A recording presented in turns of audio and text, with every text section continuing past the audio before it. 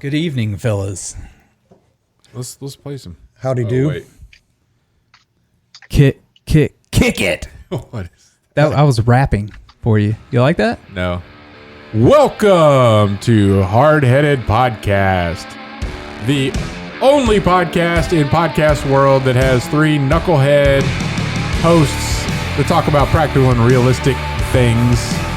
I'm your host, Chet Sears. To my right is Matt, Amos, and to my left is Troy. Three-shot Trussell. Matt is playing with the volume just to let us know We he's got there. a rapper and a DJ. Yeah. Tonight. I was mixing, Yeah. Good. basically Wow. by turning the volume up and down. I think we're going to take this job away from you here pretty soon.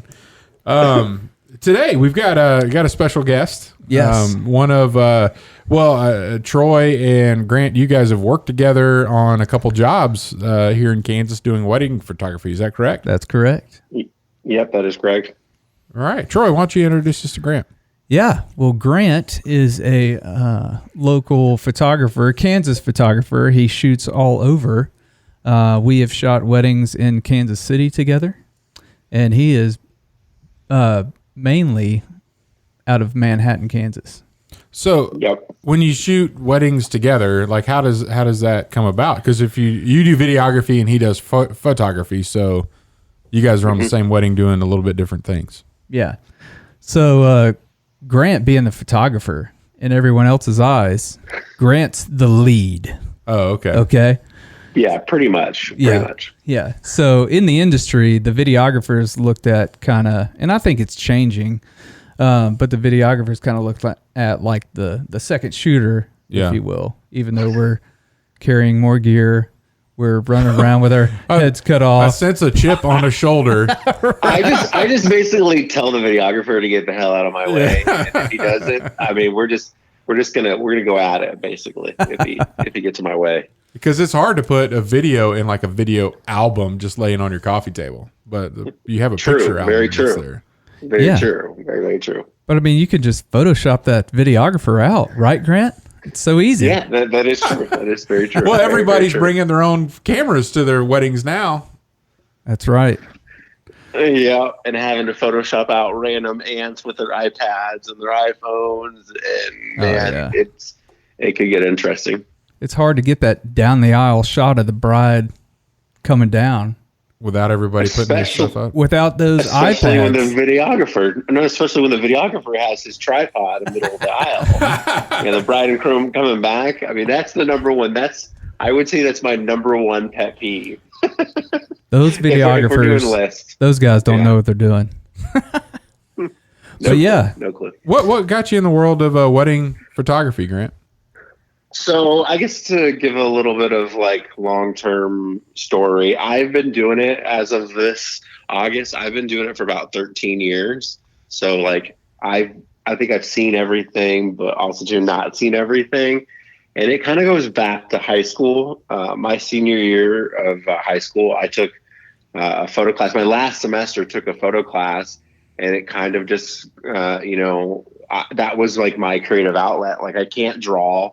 Like the best thing I could basically draw is a stick figure, and that photography was kind of my creative outlet to, be a creative person. And digital photography, obviously, making it a little bit easier. But I've always liked kind of being in control of, especially like a big day, and basically it's just nice to kind of have that control and that creativity all day long. So Yeah. so yeah. So back in college, did they still make you like shoot on film and go process your own images and everything from negatives?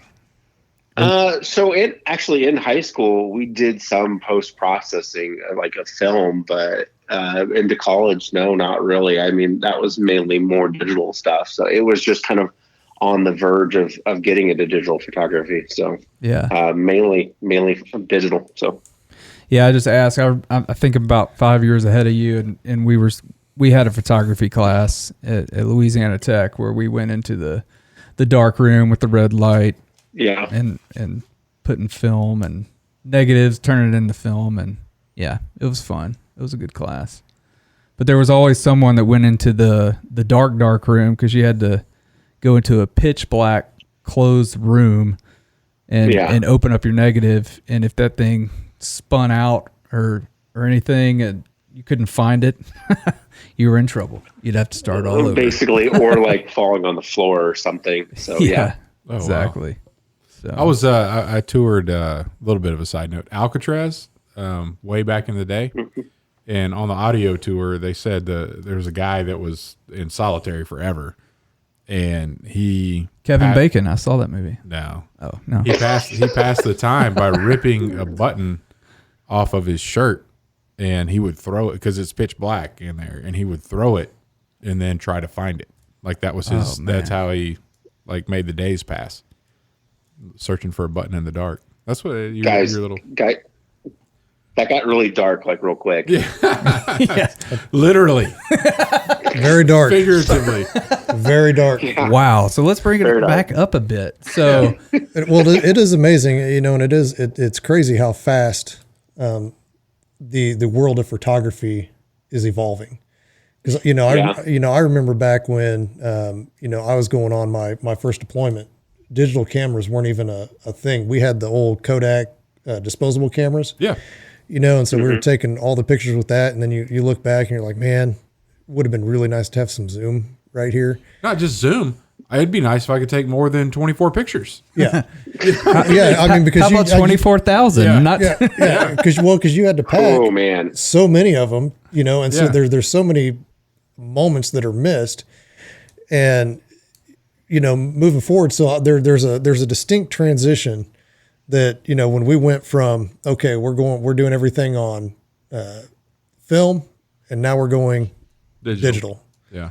And then, in the digital world, I mean, I can only imagine because I'm not in that industry, but just how fast even TVs have changed. And like we were talking about that the other day, like I've got the TV that, when I bought it was $2,500, and you can buy that same TV with way better quality now for $300. Yeah. Yeah. And it's amazing how that keeps moving forward. I don't understand how you guys keep up with it. That's the cool thing. I mean, even in the time that I've been doing photography, I mean, first it was, obviously film and then digital SLRs, and now it's mirrorless cameras. So obviously there's no mirror going up and down. But like, I guess to give perspective, like on average, like every wedding day, which can be anywhere from like, 12 to 13 hours, I and my second will shoot about 9,000 photos total. Wow. So, and basically it's my job after that. Just like the videographer, has to edit after, I have to edit too, and have to go through all those 9,000 some photos and basically pick out individual ones. So it's crazy. Like I have seen over time, my deliverable amount has been exponentially. There was a wedding early on when I delivered 150 photos, and now current weddings are like 1,200 photos. Like it's gotten insane. And people are like, how do you look through that? I'm like, I've done it so many times. And truthfully, I can go through that 9,000 in about 45 minutes because I know what I'm looking for. I don't know everything that's on my second's images, but from what I shot, I know like this is where I tweaked it and got it really good. So, yeah. Yeah, that's kind of the same process with video, going through everything. I go through everything my second shot, because I know what I'm looking for in mine, and then, just kind of breeze through theirs, make sure they see what kind of angles they got and everything to add to what I'm creating. So, yeah. So when, as a photographer, did you jump into weddings like first thing, or did you start with portraits, or what else have you done? So true story. I booked my first wedding without even wedding photos, which was really weird because I had just I know it makes absolutely no sense whatsoever. I remember some of the images. One of it was an elk in Estes Park, Colorado. One was a Black Hawk helicopter that I took a photo of. So like I'm sitting down and they're about to hand over some money, and I'm sitting there showing them like non-wedding related photos. Yeah. So basically, and I'm That's like, awesome. Man, I'm like, oh, if you guys like that, then the wedding's going to be even better. But basically I just kind of started playing around, and then it like basically my first wedding was in 2006, and then 2008 is when I did a couple more, and I kind of just got in the wedding niche because basically that's what I like doing. I like the pressure of it, and it's just been one of those things I've always kind of kept as my niche. Like I don't photograph like families very often, maybe like once a year or twice a year, but mainly weddings it's been. So I kind of just went to that and didn't really focus on anything else. So, yeah. Well, it takes a certain kind of person to do what we do in that wedding live event industry, because there's so many things that can go wrong, and especially being the photographer or videographer on the scene when there's not a wedding coordinator or somebody in charge, the bride and groom always kind of look to you because you have the schedule set in place, and you've been to more weddings than they have. Right. And you've set the schedule with the bride and groom on when we're going to do these photos. And so it kind of sets the pace of the day. And so when there's nobody else in charge, that's why the photographer is like, oh, you're number one. Go ask them. What do we need to do now? Like, I always jokingly say, if you see me like freaked out, then you should be concerned. Because it's like, you gotta have like a clear, like very docile, like outlook on it. Like stuff goes wrong, like the bus doesn't show up, or the bus just canceled and it's like early in the morning. Yeah. Like what do you do? Like you try to sit there and help them find someone, which I did, but it's like, you know, you just have to remain level-headed. I always tell people that, like, I'll be the last person that's freaking out, whatever happens, essentially. So, yeah. But yeah. So on a good year, how many weddings do you shoot? On a good year, I've shot about 46. Oh, wow. That's and incredible. Then and it's basically like you start in like, hell, in January you start, and then in April it gets really busy, and you basically go nonstop until like mid-November or sometimes into December. So yeah, 46 plus on top of engagement sessions too. So yeah. Well, you don't have time to shoot families or babies or anything else when you're shooting 46 weddings. Yeah, man. I was trying to do the math in my head. 46 times 9,000. That's a lot of pictures. Yeah. That's a ton of pictures. And I have all of the JPEGs going back to 2009, and like all that stuff is still online. So like someone wants to see their wedding from 2009, like here's the link. So I've saved everything from the very beginning. Oh, wow. Which is crazy. That's got to be a pretty incredible cloud bill. Yeah. To store really. That. How many gigs? Really. How many gigs is that, or terabytes? Probably a lot. They don't actually even show how much space it takes up. But yeah, it's a lot. I would say it's probably, I'd say like at least 15 terabytes, maybe 16, give or take. It's a lot.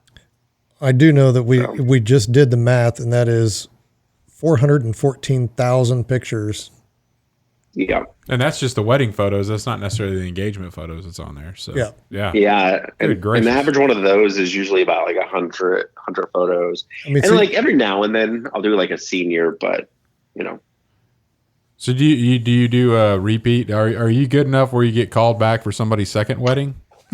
So they get their practice wife out of the way. Yeah. Now they're ready for the real deal. Man, that's kind of an interesting subject, because I've never been invited back for the second wedding, and I don't think it's an indictment on me. I think it's a more like I remind them of their first wedding, because true story, it actually happened this last year, and she actually did photography too. She was doing photography, not when she got married, but later on. And I was like, hey, I kind of put my name out there and said, hey, I see you're having your second wedding on this day. And I was like, man, this would be great, because, you know, I already know the bride. But basically, she told me she did the Dear John letter and said, hey, just so you know, Like, my fiance doesn't want anything the same from the first wedding. Right. And I was like, that sucks. But like, I understand. I mean, that's fair. Yeah. And I didn't take it personally, but I loved the first wedding. It was like one that I'll remember. One that I'll remember, but yeah, I was not invited for the second wedding, which was sad, but So how many anniversary, do you do any anniversary pictures? Like, you shot this wedding, back in 2009, 2019, yeah, 10-year reunion. Now they want some anniversary photos. So a part of it is like, I'm in Manhattan. So, especially with this surge of photographers just in general, I don't get asked to do it too much. There's a couple of factors in it. Basically, when I really started blowing up and booking that 40 and 46 weddings a year, I was running Google AdWords and Facebook ads like nobody's business. Like, on average, to give you perspective, on average, I was spending about $3,000 per month on Google AdWords and Facebook ads. So like, I was reaching out to Kansas City, I was reaching out to like Hayes, Kansas. And I think it's when, that session does come around, they don't want to pay to basically have me come all the way out when there's other photographers there. And for the most part, I've friended people on Facebook, and I'd see their their anniversary pictures, or, when they have a kid or whatever. So like, it's just because of distance, I think, is a part of it. If it's more local, yeah, I'll definitely do it. And I've done shoots like that before. So it just depends. So what percentage of clients would you say are still married? Ooh, I knew you were going to go there. That's where everybody goes. Yeah. Without disclosing too much information, recently I was at my son's baseball game, and my wife was talking to this lady, and I looked at her. I was like, man, that lady looks really familiar. Like, and I'm like, oh, and I couldn't pinpoint her name. This wedding was in 2011. Like, that was 10 years ago, essentially, at this point. It was 10 years ago. And I finally figured out what her name was. And that was one of them that they had divorced. I don't know the percentage. I would say probably at least 30%. Wow. So, so I'm going to go somewhere else with that. Oh no! It's getting darker, guys. Of those 30, or of that 30%, how many of those would you speculate were Bridezillas? So you're seeing what's his predictability? Can he predict at the wedding? Yes, based on the behavior. Am I like a photographer, like shaman? Yeah. Are you ever just photographing, a wedding? And you're like, nope, these two ain't gonna make it. So I'll start with this. The most common question I get, what's like the worst bride that you've ever had? And I'm gonna give respect to any bride that goes through a wedding, because it is very stressful, like super stressful. Like, planning an event with so many moving parts. Like, I go in there with the photography portion and planning portion. Now you have the bride that literally has all those expectations, all that sort of stuff since childhood. That's the thing about expectations, is they've been dreaming about this. Yeah, you're literally on the day that a person has thought about their entire life, basically. And, all things considered, if you remove them from that situation, they're a completely normal person. But like, the stress of having it perfect and corralling their crazy family, I can't tell you how many stories. I try to forget those stories too, like all the crazy stuff that the family is, kind of gotten into. But to answer your question, I don't know. I would say that's a low number. There's always, from that 2011 that I looked at that bride, I actually looked back to see like if there were certain people still married, because when I talked to her, she said that she was divorced. So I was like, I wondered like who, and I kept going through, and a lot of them, I don't know, it wasn't particularly just that year, but a lot of them had divorced, which I don't know. It just it is what it is, but yeah. Because marriage just gets more stressful. I know the day is stressful, but you throw some kids on top of that, and a mortgage and then your car breaks down. That's what I was going to say about the Marine Corps. Everybody talks about boot camp, and it's like, looking back, boot camp's the easiest part. It only gets harder from there. Marriage is the same way. Yeah. So, if the bride can't handle on the wedding day, gentlemen, watch out. There's a lot of truth in that. I'll wait for all the hate. That's fine. There's a lot of truth in that. You're going to get a lot of it. I'm used to it. It's fine. My wife will be in there with it. Oh, that's awesome. All right. So Grant, what do you like most about the wedding day, shooting on the wedding day? What's your favorite part?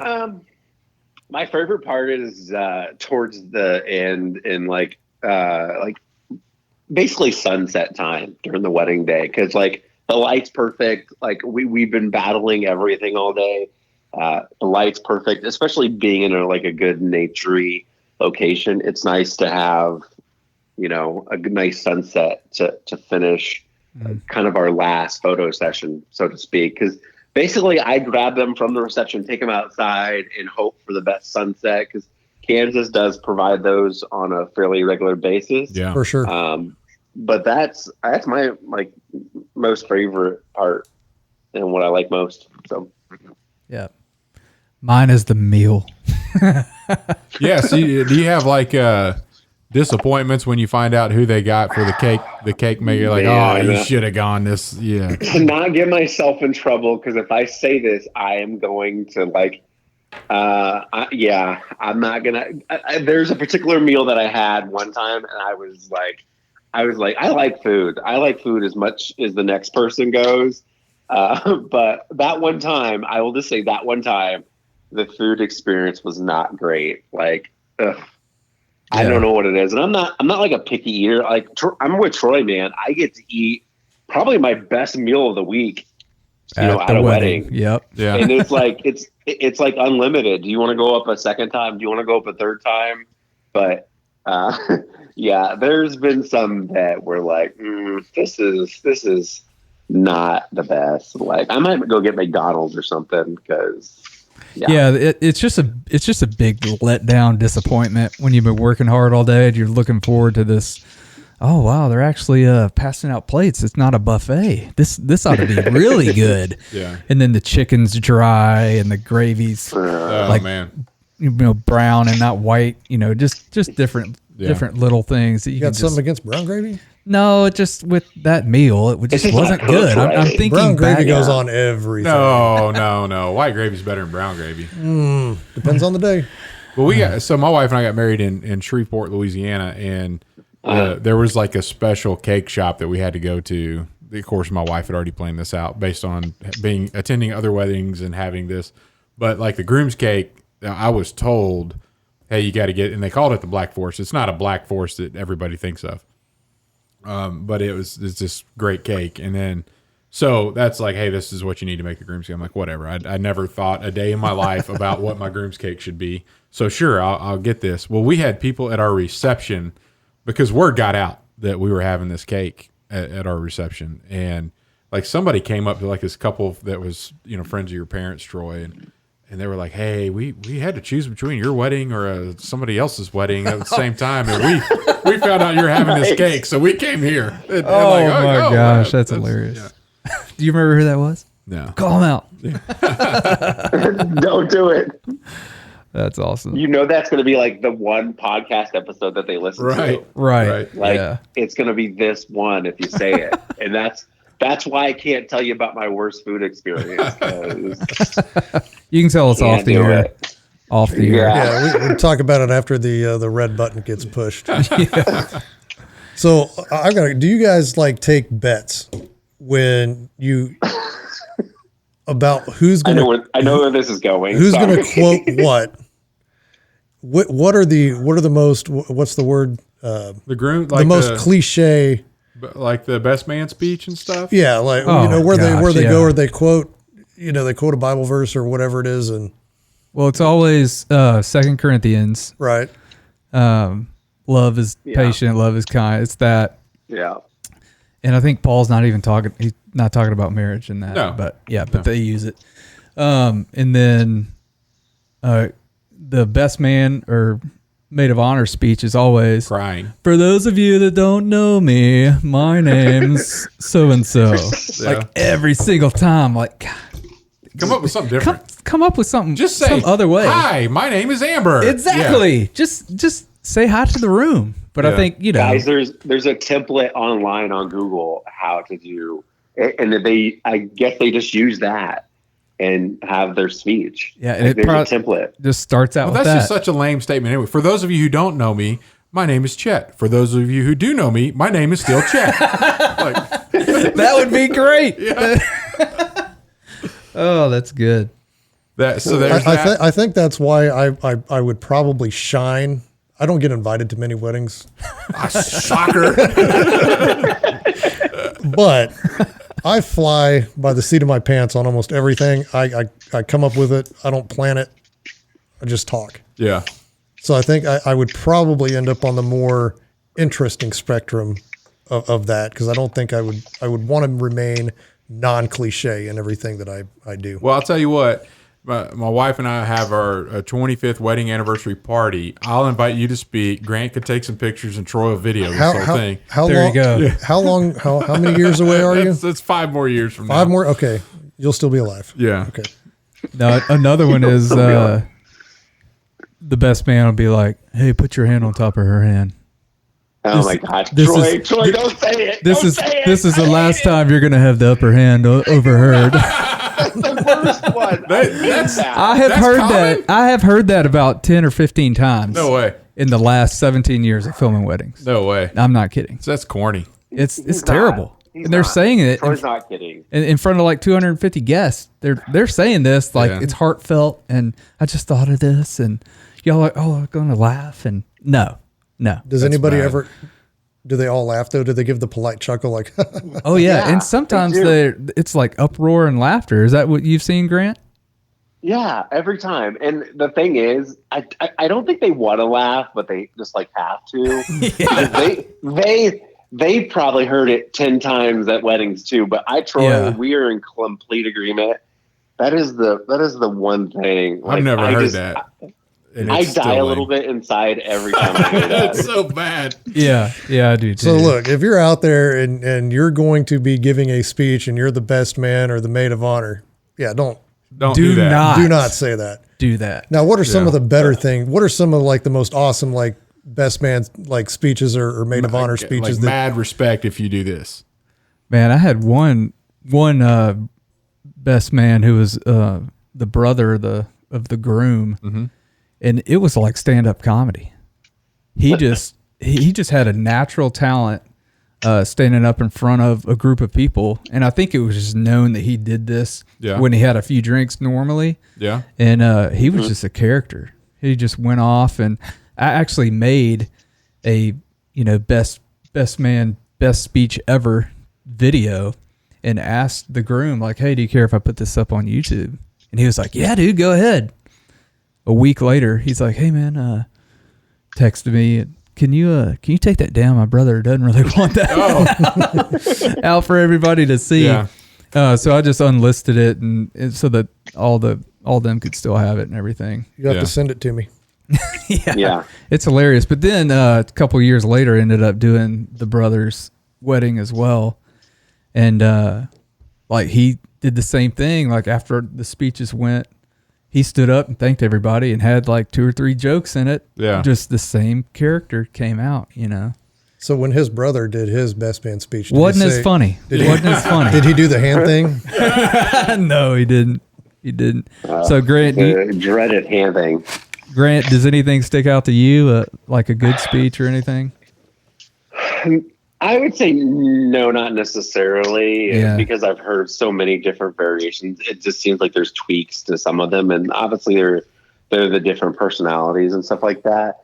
Besides the hand thing, I honestly don't like listen to it too much. Like I'm trying to like kneel down, so I'm not like in everybody's way or anything like that. And I don't know. I don't listen to it like intensely like probably other people do. Troy probably listens to a lot more because he's doing and that's the beauty of it. That's the beauty of your art form is no matter how dumb something is that they're saying, you're just getting a still photo of somebody talking, and Troy's actually documenting how dumb it is with the video. Right. And then I have to edit it, and I have to listen to it over and over to get it just right. Yeah. You should get extra pay for that. Oh, exactly. Over and over again. If it's a bad speech, I should add like bad speech fee. It's like, this is horrible, into my contract. Yeah. So or embarrassing for that matter. Yeah. Now it's your turn to ask if there's a correlation between bad speeches and how long a marriage just lasts, man. No, I'm trying to think of the best man speeches that I've given, and there might be one couple still married. There may be a correlation there. Yeah. Oh, wow. Who invited this guy? All right, Grant. So if you had your choice and you had to pick between these two, would you pick a Bridezilla or a Momzilla? That's a tough choice. I'm going to say, as a complete outsider, Bridezilla. Yeah, I'm going to go with Bridezilla too. Because with the mom, I think that there's so many, like, they want to have it like as their wedding. But like I'm a centric bride and groom. Like, it's the bride and groom's wedding day. So like I would much rather have a Bridezilla than a Momzilla, because I think she's trying to inject some of what her wedding was, and I'm not about that business. So. Yeah, no, I would totally agree. I would definitely go Bridezilla. I mean, that's just as an outsider looking in, because moms, they can, they want what's best for their kid. Yeah. But they don't always know what their kid wants on their wedding day. And that becomes the issue. And then they get in there and they're like, well, let's just do it this way. And that's completely not what the bride would want. And then now you got the bride, now you got a Bridezilla and a Momzilla, and well, you're giving the groom an opportunity to step up and be the man of the household, like on day one. You're giving him a look into the future, and he's like, I'm out, boys. No, man. The groom will not say anything. He never does. Yeah. He knows better. He's just gonna sit there in the corner and be quiet. So he doesn't say anything. I'll give you a little taste into our life. We had a disagreement, your mom and I did, about our wedding, and I got my way because she wanted the pastor. We had two pastors. And she wanted them to wear black robes because it was an evening wedding and was formal. And I was like, no, this is not, we're not in a choir. Like, this is a ceremony. And I've never seen a wedding where there's black robes being worn by Baptist preachers. And she was like, well, they all have them. Like, that's part of their, they have suits and black robes and whatever else. And I'm just like, no. In a Baptist church? Yeah. And I was like, nope. And they didn't. It wasn't a big like blow up, but I was like, we're just not doing that. I'm going to have my dad on, because my dad's a Baptist preacher. Yeah. And I don't know that I've ever seen a black robe. Yeah. The only black robes I've seen have been at Catholic churches. Maybe it's fancy Baptist churches, and I just didn't go to a fancy Baptist church. Mine wasn't either. I don't know. But anyway, it wasn't a big knockdown drag out. She didn't. She may have got upset, but it didn't show up. But that was like, hey, I was just not doing. I'm not doing that. Like, I don't have a whole lot to say about this wedding. I'll get whatever cake you tell me to say. I'll get whatever. But I just don't think some dude should be wearing robes in this thing. Like, that's just not. I'm not good with that. I like it. I did not know that. Well, usually, like, when I'm talking about the guy not saying anything, it's usually the day of. Like, the guy knows. Like, he's said his piece and just don't say anything else. Right. Like, especially if a woman's emotionally breaking down, whether it's the mom or the bride, you just let that play out. Oh, yeah. Yeah. Yeah. Definitely. So last question, Grant, what's the craziest thing you've seen at a wedding? Hey, who are you to say this is the last question? I might have a bunch more. Well, it's the last question on my list. All right. Yeah, your list. All right. There may be other questions, Grant, but that's the last one on my list. What's the craziest? I like the rapid fire question. Man, I don't even know. Like, I try to think about like what's the like most craziest thing. I would say maybe just a Bridezilla, just like at times like 10. But I mean, other than that, like I've had no like go into the emergency room. Like, the groom doesn't like show up at all. Like, I don't know, man. I would say just like a really intense. It's a very like kind of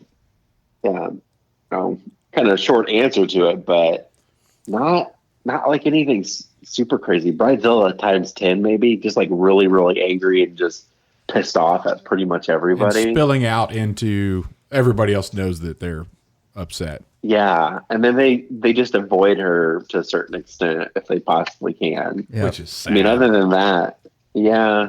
Yeah, I've seen that. I mean, sometimes it's warranted. Sometimes it's better just to have them cool off for just a couple of minutes. I always try to compartmentalize and don't like let her know that there's certain things happening outside her control, because by telling her, I'm just freaking her out and even more. You know, it's best to try to get it done and keep it quiet as much as possible. So yeah. So what percentage would you say I just always start with the percentage of the so what percentage of the grooms that don't show up? How many of those are still married? What do you mean don't show up? Do they ever come back? What are you talking about? Don't show up. So he said there's times where the groom just hasn't shown up. Oh no. There's never been. Oh, you've never had leave that. them at all the weddings.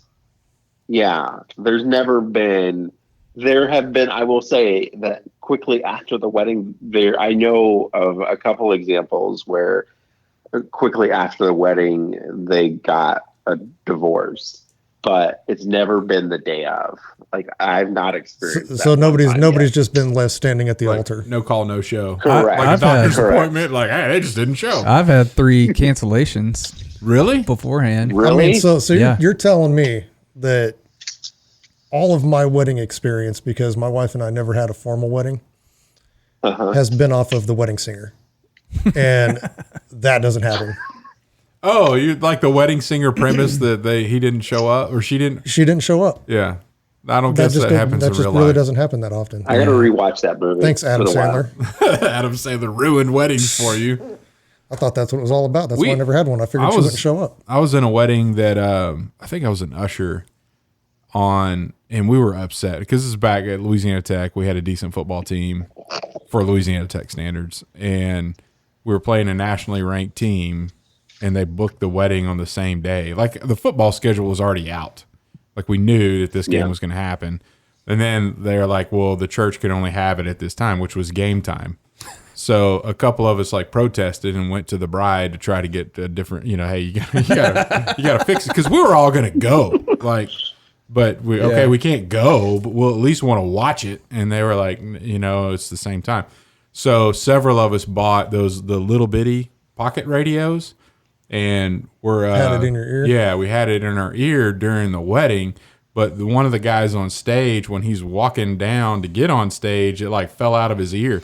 So there's an earpiece just floating around when he's walking, and it's like bouncing around. And then when he gets on stage, it's just hanging there, and he's like slowly trying to, with his fingers, just trying to work up, and he kept dropping. It was hilarious. But then he was looking at me, because I wasn't up there on the stage, but he was looking at me to flash him the score every now and then because he couldn't hear what was going on. So we did that. Man.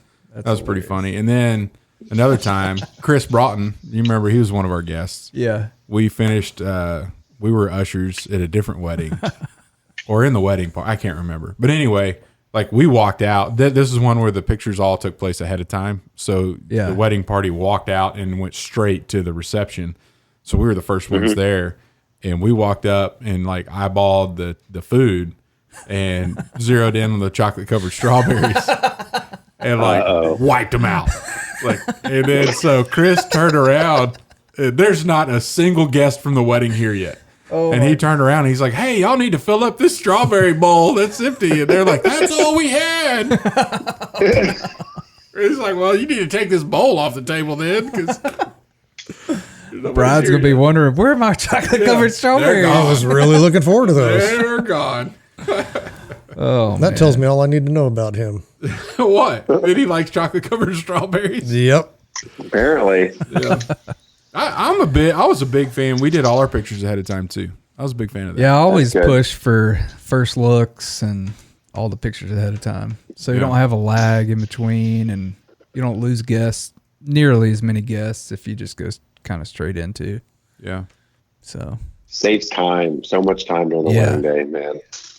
Like if I could have every bride and groom do that, like I think I'd be more successful. Sometimes, like, despite trying to talk to someone and saying, "Hey, like this is a good thing," sometimes people don't want to do it, and it's like, I guess that's what we'll do. And then the whole, you got to take pictures of the bride and her family, the bride and groom and her family, the bride and groom and her extended family, the bride and groom and her aunt and uncles, and the bride and groom and the aunt and uncles, nieces and nephews. That stuff. Yeah. And their dog. Yeah. Well, Have you had that? Oh yeah, we've had the dog before. Troy doesn't have to do that. Troy's just sitting in the corner with his camera messing around with it. I'm the one taking the pictures. Well, right, Troy? Usually tearing down or setting up for the ceremony during that time. Because we're running hard at work. 3 cameras running around the venue, where the photographers just got 2 on each hip, just walking around taking pictures. Grant, really easy. I don't know if this you know that I got all this equipment. Troy met his wife she was a wedding photographer, and they met at a wedding. So he had enough time on his hands to hit on somebody while he was at a wedding. So. Yeah, because he was so quote unquote busy. Yeah, that's right. Yeah. Not how the story goes, but I'll let it slide this time. So you're like the original wedding crasher. I was hired to work that wedding. But I think you still kind of crashed it. She was hired too. She wasn't at the wedding. She was photographing it. So basically you were interrupting her while doing her job. So basically that client did not get the best work. Because maybe that client did because he's trying to show off. Could be. Maybe they got the best work ever. Yeah. That's right. She did. There you go, all of Troy's other clients. I think one of the interesting things, and Grant, as your career has progressed, I know that your rates have reflected that. As you get better, you get more sought after. You're definitely getting compensated for the skills that you've developed over those years. Yeah. One of the things that I found that was shocking on how much that can increase. We had a wedding photographer that we sought out and loved. He was relatively new, and it was great. I mean, we had a really good experience. And then we had some friends of ours that were getting married, I think 2 years later, and they were like, we love the pictures that you have. They've seen our album, and because I'm back in the film days, I'm that old. But they were like, they dated that with the radio. I mean, because now you can get it on your phone and But watch. We were like, oh, well, you this is the guy. Got him all the contact information and everything, and then they brought the price sheet over, like a couple days later, and I was like, whoa, that's not what we paid. But then he continued to progress, and then when they chose him, and when we were at their wedding. The wedding photographer said, hey, I know that you guys referenced me for them, so just want to let you know whenever you have your first baby, pictures on me, for your. And so that's a great business plan as well, because we didn't just have one kid, and naturally the second one has to have the same photographer. So we're hiring this guy for down the road. I thought that was a pretty sweet little business.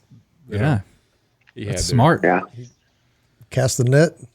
Caught you. It definitely is good when you have, having repeat clients like that. It's good. I mean, it's the easiest way to get them if you do a good job. And that's why, like I said, with the distance between me and, a couple in Kansas City, it kind of sucks because I can't always do that, but I definitely try. I try also to shoot that I'm not well versed in, like a maternity session, as kind of like a, hey, thanks for booking me as your wedding photographer. And down the line, sometime I'd love to take some photos of, maternity or something like that. But like, I haven't gone too much into it, but it's always something that's good that's out there for people. Yeah, definitely. What percentage would you say Oh no! Here we go. Are maternity photos before the wedding photos? Oh my God! Like you go do a maternity photo, and they're like, "Hey, would you stick around for the wedding?" It's like, hey, can I get a discount on my wedding photography if you do my maternity photos first? Oh man, I know he's probably going to say 0. I would say that there's been a couple that basically the baby interrupted the wedding and the wedding had to be rescheduled or they were pregnant during the wedding. I've had that a handful of times. Yeah, like but no, I don't know. What percentage of the ones with a pregnant bride had a baby during the wedding? Is that what your next question is going to be? No, I was going to say, what percentage of those are still married? Not that. Oh my gosh! I think we're about to solve the divorce rate situation here. We're narrowing in on the keys to avoid. No, it's still too late if you pick the wedding day to find all of that out. What I'm saying is now we can present this in an organized fashion. Like, hey, here's the steps to a successful marriage. Oh, wait, they're in the Bible. Okay. Don't put me as your source. Yeah. Don't attach my name. I've done an extensive Come amount on, of man. research. Live on the edge. I interviewed one guy on the podcast. I got all these statistics. They're true. It's settled. It's settled. Oh, yeah, man. it's there we go. It's settled. We're going to move into our top 3 discussion after a quick break to hear from our sponsors. Cool. Thanks to our sponsor, Admiral's Pennant, where you can get all the beard oil you need at admiralspennant.com. Matt Amos, the owner, is here with us. He's going to tell us what his favorite blend to make is. I can't do it. He can't do it. They're all can't his do it. favorite. It's like his children. That's why I created them. Is because out of the hundreds that I created, the 7 that are there are my favorite 7.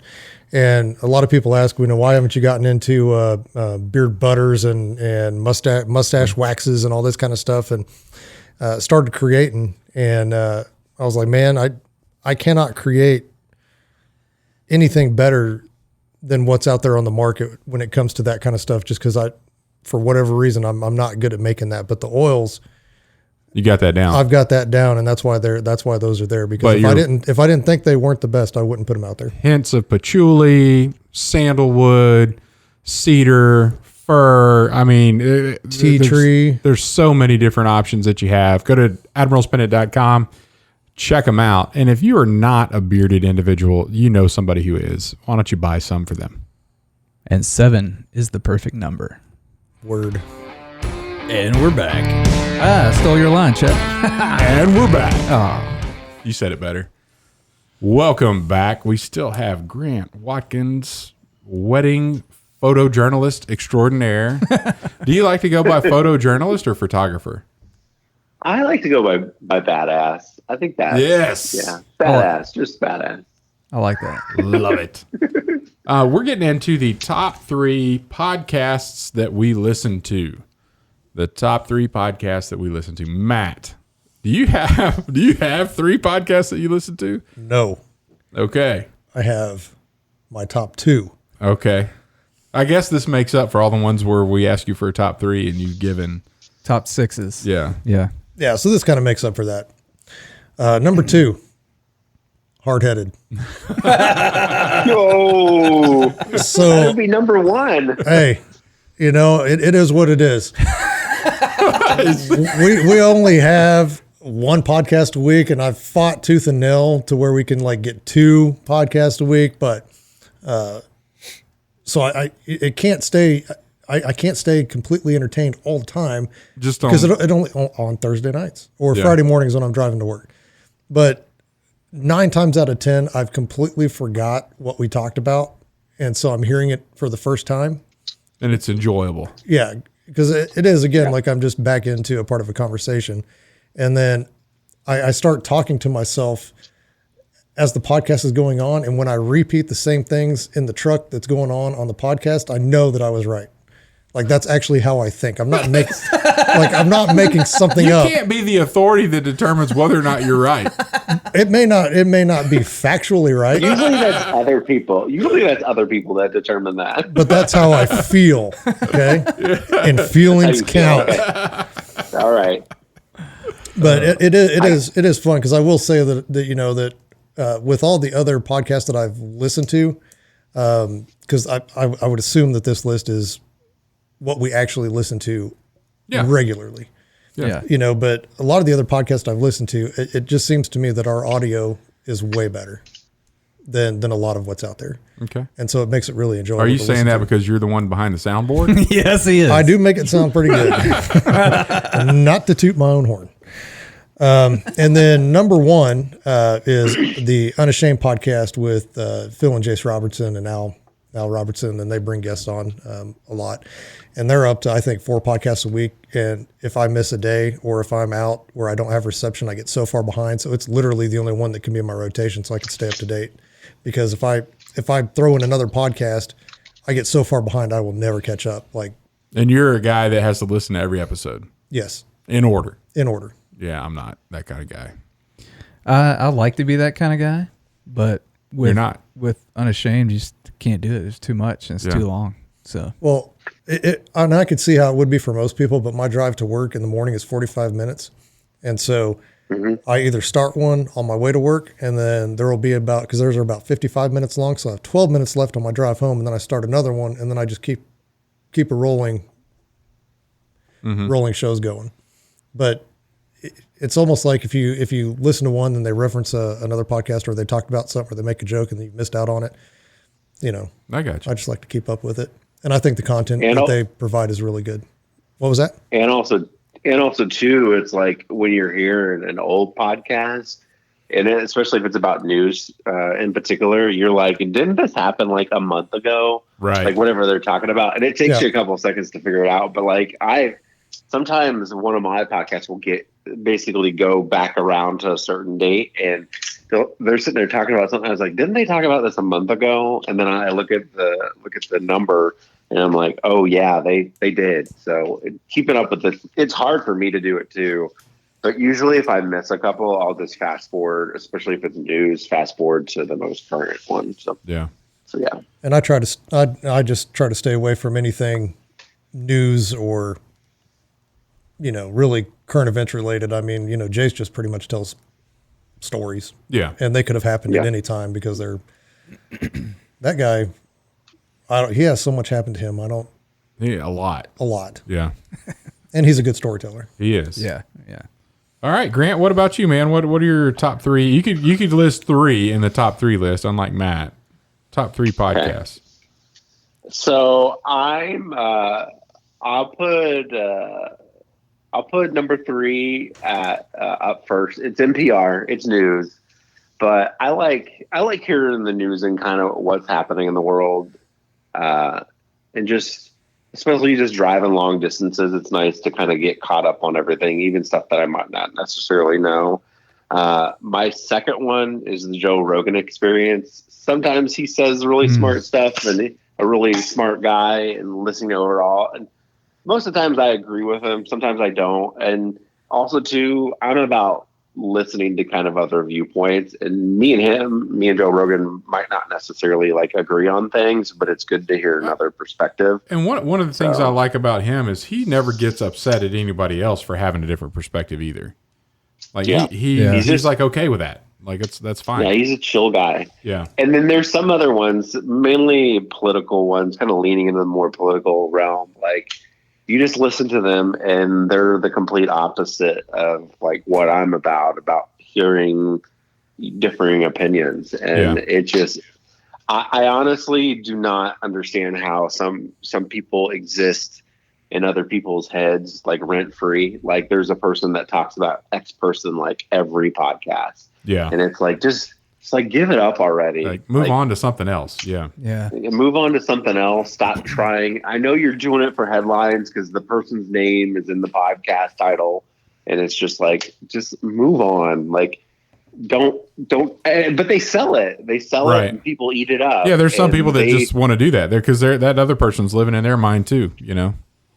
Yeah, and it just would be nice for them to move on. But like, there's some people that I've listened to their podcast just a little bit, and then they're like, this is not for me. So I would say also to top one, and I've listened, I'm a regular listener, believe it or not. I'm a regular listener of you guys. And I like the chemistry between the three of you. It's like nice bantering back and forth. So it's nice to, and also to knowing Troy, because I always know that guy's going to get picked on, and that's the fun part about it. Yes. Like literally every podcast. But it's not every podcast. Everyone. It's pretty close. Based on what you've listened to, what percentage of podcasts? I knew that was coming. I knew it was 100. 99.9%. There you go. 99.9%. But yeah, like the chemistry between you three and, you know, obviously knowing Troy, it's fun to listen to people like you actually know. And very few people I know are actually doing a podcast or wanting to, you know, make something really cool. I mean, obviously you have other photographers doing their thing and doing their marketing, but it's cool to hear people and also to see people. And some people just do the audio portion, and it's nice to see everything. So yeah. Well, I appreciate the feedback, and I think one of the goals that we had when we set out to do this was we enjoyed listening to podcasts that we felt like we were in the room with the people that were talking and like having a conversation, and that was kind of one of the things that we set as a ground rule. Like, if we can't do that, then if we could do it, then we should do this, and if we couldn't do it, then it's probably not something that we would want to do. So it's good to hear. Listeners say that we're kind of getting that right, because that was pretty important to us. Yeah, and it makes it not like it's not work, you know, because we are just having a conversation, giving each other crap like we always do, whether the mics are on or not. Yeah, you know? True story. But we'll try not to pick on you, man. Like one episode. Well, I appreciate that. Yeah. Have I done that? Have I done it this episode yet? I don't know. I'll save it. I did. I actually did with you and your wife. Oh yeah. Oh yeah. Yeah. So bad you don't even know you're doing one for one. Yeah. 99.9% of time. Yeah. Yeah. All right, Troy. All right. So actually I have a few honorable mentions. Oh boy. This is probably the first time ever that I've done that. So my first honorable mention, because I knew it was going to be mentioned, is Unashamed podcast. That's one I probably listen to the most because there are so many of them, and I like to get caught up. So really good one out there. If you're not listening to that, I highly recommend. The only other honorable mention is a Scene on Radio podcast, and that's SCENE. Okay, on like radio. movies. Yeah, and so they do deep dives into issues surrounding American society. And their season 2 was called Seeing White, and it was all about white privilege and kind of the white supremacy history behind all that, and they kind of go into race culture and all that stuff. Yeah, and it's an incredible listen. It kind of opened my eyes to some of the things going on in society, American society. So really good listen. Cool. So top 3. Number 3 is the Think Media podcast. It's run by Sean and Heather, and Sean makes his living now telling people how to be successful on YouTube. And so they're going over tips and hacks and different things that you can do in YouTube, whether it be if you're on there for your business or trying to be an influencer or all these type things. Yeah.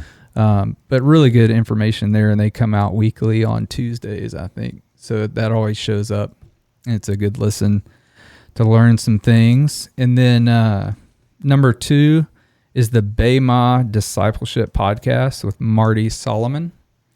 And so the BEMA Discipleship, what it is they start in Genesis, and they go through the Bible using the Midrash, which is the Midrash are old it's basically Jewish commentary from Jewish rabbis on the Torah. So they go through verse by verse, break it down using the Midrash as kind of their guide to go through it. Yeah. So, wow. Really interesting stuff. Normally, I listen to my podcasts at a time and a half just to get through them quicker. Yeah.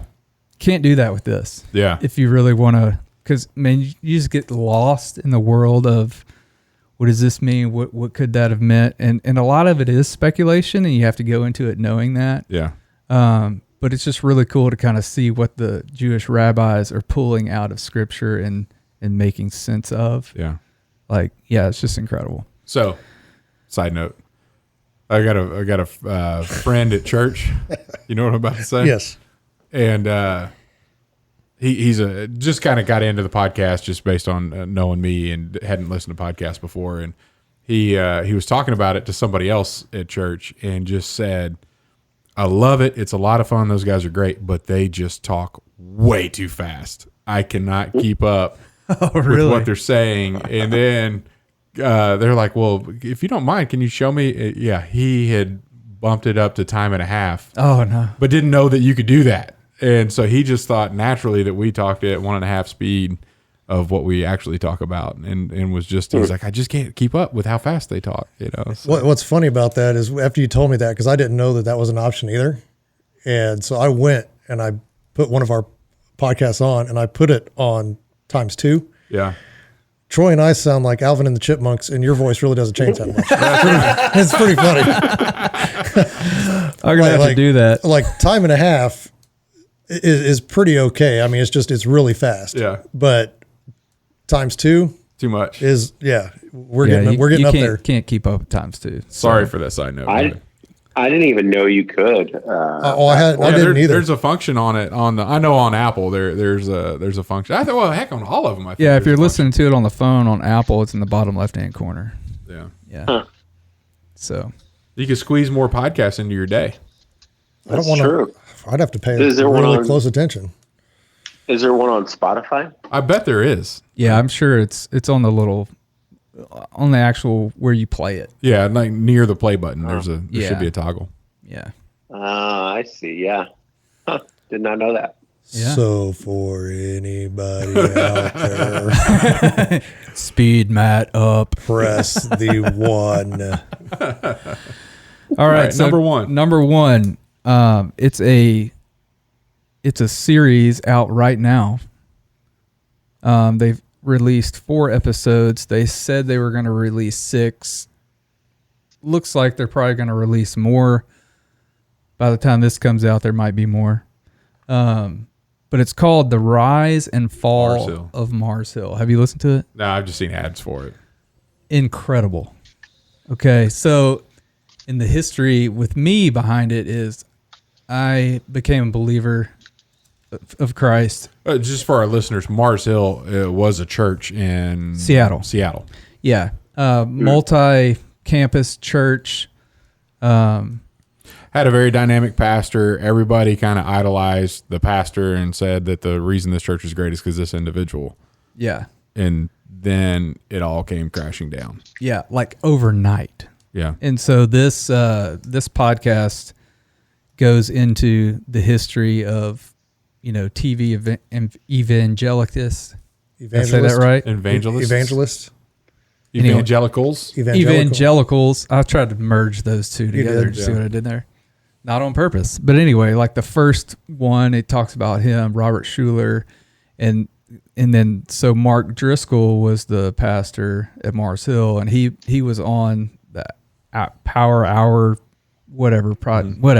The hour I'm going into too much detail. Yeah, we don't need the whole podcast. Don't need this, but check it out. But the reason I'm so interested in it is because back in 2008, that's when I decided to follow Christ.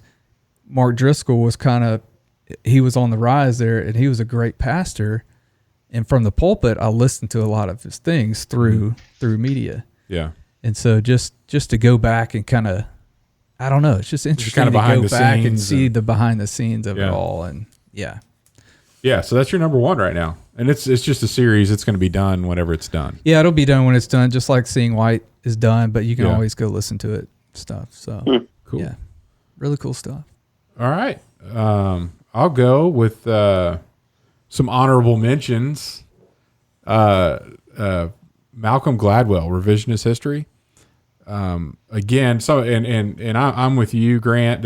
I like the podcast is my venue to listen to people that I may or may not agree with, and Gladwell's one of those where some of the things that he talks about I'm right on board with, and other things are not. But he's a fantastic storyteller. And then another one like that is called Road to Now, which is very similar. Like, how did we get to where we are, and kind of go back. And one of the bands that I really like, the Avett Brothers, the bass player is part of this podcast, and it's completely not musical. But anyway, so to number 3, our buddy and former guest Greg Harrod, Connect, Mobilize, and Deliver. This has only been out for about a month now, but I've recorded 2 episodes with him. So he has fantastic guests, let me tell you. Fancy pants. But this one's focused on professional, kind of your career. And Greg does a really good job of bringing in good people to talk about things and how that can impact you and growing in your business, growing professionally, or sometimes just in life in general. Number 2, Unashamed. We don't need to say anything more about that one. It's a lot of fun.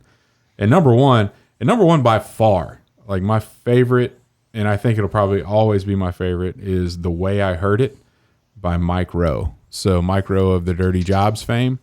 One of his, he was a huge fan of, I can't believe I'm drawing a blank.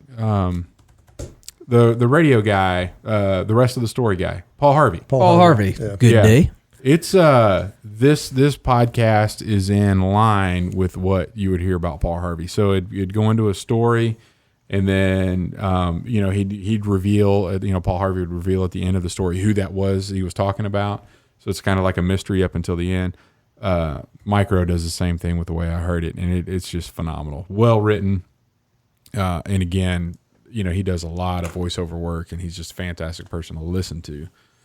So I'd say that's probably one that I would like to listen to, just because he's easy to listen to. He's very well spoken, articulate, and you can tell that he's a smart guy. You know, and just and he's funny. And none of these are they're standalone. So this is one of those that you would not have to catch up on. You're not going to miss anything. It is a concise, short story about something. Whatever. Yeah. Now, he got a request because they're short. He says it's it's for folks that are curious but have a short attention span. So they're 5 to 10 minutes max. Well, that's about how long Paul Harvey's was. Yeah. And but then people started asking for more, so he actually does the main show, and then he's like, "Hey, if you're done listening, you're done listening. But now I'm going to talk about why I wrote this story and some of the background and all that." And he'll end up talking for about 30 or 40 more minutes, but. That's and cool. Sometimes you'll have guests on to talk about that kind of stuff, but the main part of it's just real short. I'd have to check that one out. Yeah, the podcast for the curious mind with a short attention span. That's his tagline. So nice, very good. All right, Matt, we're gonna throw it over to you for a good word, and then we're gonna close this thing out. Perfect. So the good word for today comes out of Exodus 35:31-33. And it says, "And he has filled him with the Spirit of God, with wisdom, with understanding, with knowledge, and with all kinds of skills, to make artistic designs for work in gold, silver, and bronze, to cut and set stones, to work in wood, and to engage in all kinds of artistic crafts." And, I am probably the least creative, least artistic guy that there is. And so, those talents that are God-given that Grant and you, Troy, both have, they're truly gifts, and you guys are working to perfect that craft and working towards that perfection. And it's something that I cannot. I can't take a picture. You two could. We could take the same picture of the same thing, and for whatever reason, your artistic and creative eye is just so much better than anything I would take. Matter of fact, we were at a restaurant the other day. And I told Chet, I was like, here, he was taking a picture of his food and to post on the Live Local food site. And I was like, here, take a picture of my burger for me, because I just, I can never make food look good. Right. Yeah. So, I think that artistic eye, God has given us all skills, and we've talked about that in a previous podcast. And, I just think that, working to perfect those skills, that's where you're meant to be, and that's what you're good at, and just keep doing it. Yeah. Not just having a purpose, but finding it. And you kind of talked about that, Grant, at the beginning.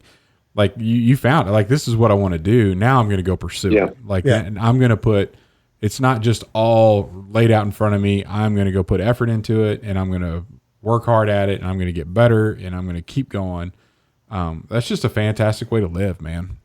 So I think it's encouraging to see, what you've done with the talent that you've been given to continue to develop and drive and be better.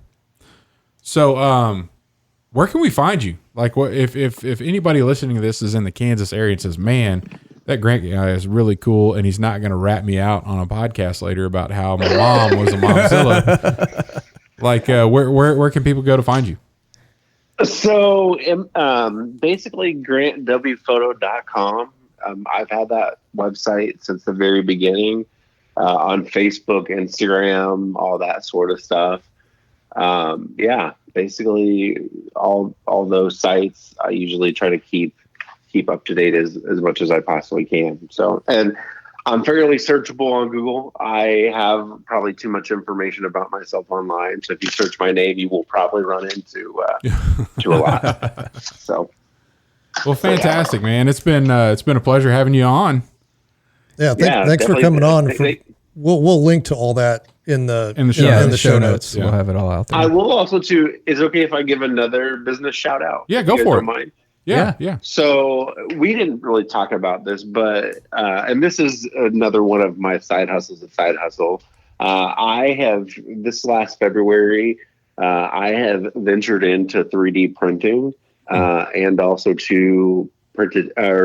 moved into laser engraving stuff. And basically in February, I started another company called MHK Made.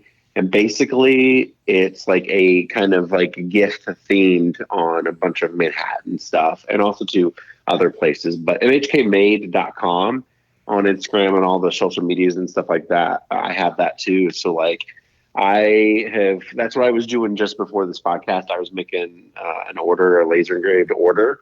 And that's another passion that I've had, to use that creativity to kind of showcase what I have. So especially anybody listening that's a K-State fan or a big fan of the Little Apple here in Kansas, you need to go to mhkmade.com and check out some of the things there. There you go. And I'm officially licensed to sell K-State stuff, because there is a long, lengthy process to be officially licensed for K-State stuff. It is not what I would say a fun process, but it was definitely worth it. But yeah, there's some cool stuff on there. We'll have to check that out. That's as of right now, my about to be senior in high school has K-State as number one in his sites. So I will probably Best university be visiting in the state of Kansas, man. Yeah, I'll probably be visiting that website if he goes that route to get some things. So awesome. Yeah. Well, I appreciate you being on. Yeah, thanks for coming on, Thank you guys. Thanks for having me on. Yeah. And we're just waiting for Matt to push a button to play some music so we could officially end the podcast. But you want to do it? Yeah. I'll let Troy do it. All right.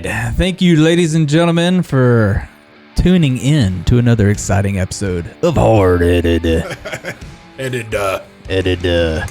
Yeah, if you like this episode, please like, share, subscribe. Give us a review. Leave a comment. We'd love to hear from you.